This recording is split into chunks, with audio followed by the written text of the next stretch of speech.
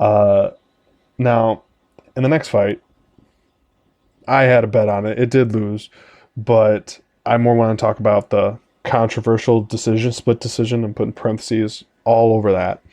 I had Marlon Moraes to win inside the distance at plus money versus Jose Aldo.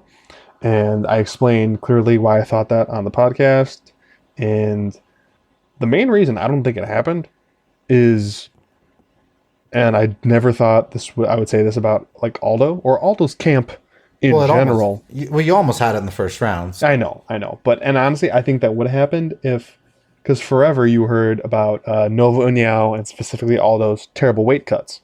Because even when new weight cutting measures came up, basically these guys just, they did like what Pitbull Alves used to do. They wouldn't diet the whole, I mean, they would just eat as normal, whole camp, lose a little bit of weight from working out and doing the camp, and then just sweat out like 30 pounds or more and borderline kill themselves. And although they got a little bit better of it at Novo Niao and Aldo, they were still so rough. And that's why they talked about forever him going up to 155. But the sheer discipline that he had to do to legit not only lose the weight, but lose the muscle weight to get down there, because that's clearly what he did, because he would not have been able to perform that way if he sucked himself down like that. I mean, he was gaunt in the face. He was, but I was expecting to see him look much, much worse on the scale. I mean, other than the sunken in cheeks, he just looked real skinny. Not like sickly skinny when the guys cut too much weight, that's mainly water. And he was able to perform. So kudos to him. I mean, I still thought Marlon Moraes won. I had it 3-2 for Marlon. I see a lot of people saying that's BS and Aldo should have won and treated as such, and he should fight Cejudo or any of this nonsense. And then Cejudo's making a video with the girls that he rented from Colby since he's not using them anymore, and no one looks like they want to be there. Dirty girls too, bro. Like I could get better looking girls for free over here in Malibu. And he's clearly pushing to win that 165 inaugural title with how much he's packing on weight right now and not training.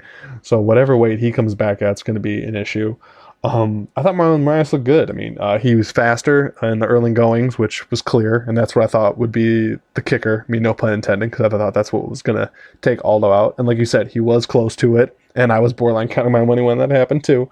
But he never got a second chance at it, and that's a bit of a confidence issue for Marlon Moraes, is if he gets you in that spot and he finishes you, great. If he gets you in that spot and he doesn't finish you, he starts to waver as the fight goes. And that's what happened. But initially, I wasn't worried about that because I thought Aldo would be just as compromised given his hellacious weight cut. But I mean, again, kudos to the guy. It looks like he dropped, given his physique at points, 5 to 10 pounds of muscle as well to help him get down, which, I mean, if that's your choice, that's your choice, dude. It's probably not good for your health long term, especially given his fight age, which is probably pushing 50 at this point.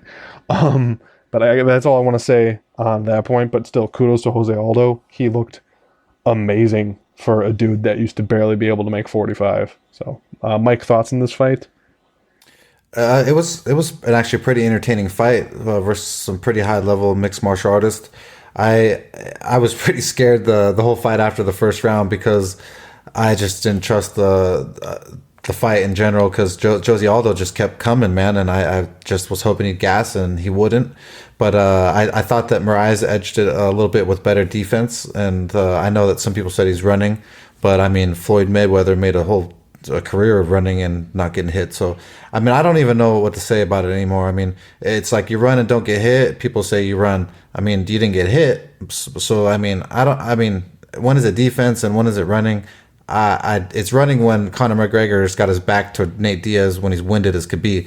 I didn't see Moraes doing that ever in the fight. I definitely saw him trying to circle out for distance and making sure that he didn't leave himself vulnerable to something stupid. So say he's running is blah blah. It was still a great fight. I still think the younger, hungrier, better prospect in the division is Marlon Moraes. So I was glad to see him win.